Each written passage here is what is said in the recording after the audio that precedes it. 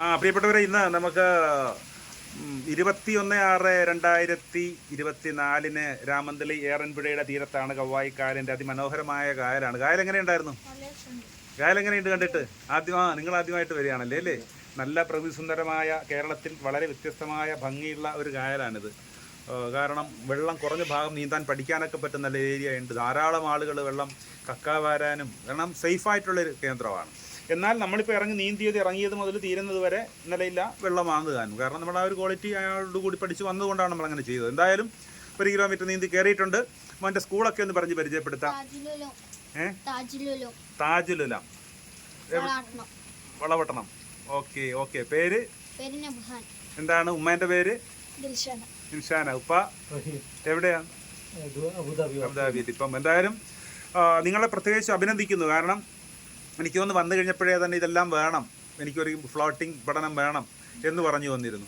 അപ്പോൾ അതുകൊണ്ട് തന്നെ ലേശം ഞാൻ പറഞ്ഞിരുന്നു, ആദ്യത്തെ ദിവസം ഞാൻ പറഞ്ഞിരുന്നു, ചില സ്ലോ ആയിട്ടുള്ള അന്തരീക്ഷങ്ങൾ ഞാൻ പറഞ്ഞിരുന്നു.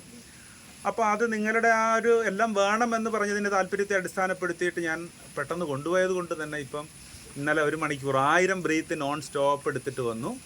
ഇന്നിപ്പോൾ വന്നിട്ട് കായലും കൂടി ചെയ്യാനായിട്ട് പറ്റും. അതിനിടയ്ക്ക് ചെയ്യുമ്പോൾ പറഞ്ഞാൽ എന്തായാലും വന്നേല്ലേ, എന്നാൽ പിന്നെ കായലും പുഴയും കൂടിയൊക്കെ അങ്ങ് ചെയ്യാം എന്ന് പറഞ്ഞിരുന്നു. 14-ാമത്തെ.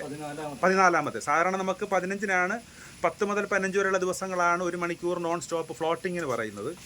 അത് കുറച്ചും കൂടി ഫോർവേഡ് ആയതുകൊണ്ടാണ് നമുക്ക് അങ്ങനെ ചെയ്യാൻ പറ്റി. എന്തായാലും നന്നായിട്ടുണ്ട്.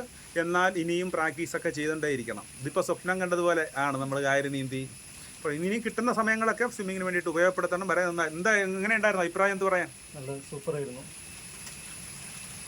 എന്നാലും നീന്തി പുഴ കണ്ടപ്പം എന്ത് തോന്നി? കായൽ കണ്ടപ്പോൾ എന്ത് തോന്നി?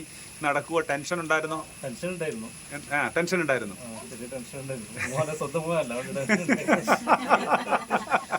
ഓക്കെ. ടെൻഷൻ ഉണ്ടായിരുന്നോ? ഓക്കെ. സാധാരണ മിക്കവാറും എല്ലാവരും ടെൻഷൻ ഉണ്ടോയെന്ന് ചോദിച്ചാൽ ഇവിടെ വന്ന് കഴിയുമ്പോൾ പറയും, ടെൻഷൻ വേണ്ടല്ലോ, ഒരുപാട് പേരെ ചെയ്യിക്കുന്നതല്ലേ, എന്നെ കണ്ടിട്ടുള്ള ധൈര്യം എന്ന് പറയും. അപ്പോൾ നിങ്ങൾ അങ്ങനെ പറഞ്ഞില്ല. എന്തായാലും ടെൻഷൻ ഉണ്ടായിരുന്നു. എന്തായാലും സംഗതി നന്നായിട്ടുണ്ട്, ചെയ്ത് പൂർത്തീകരിച്ചിട്ടുണ്ട്. അടിപൊളി. മോനെ നീന്തണം കേട്ടോ. ഓക്കെ. റൈറ്റ്. Thank you.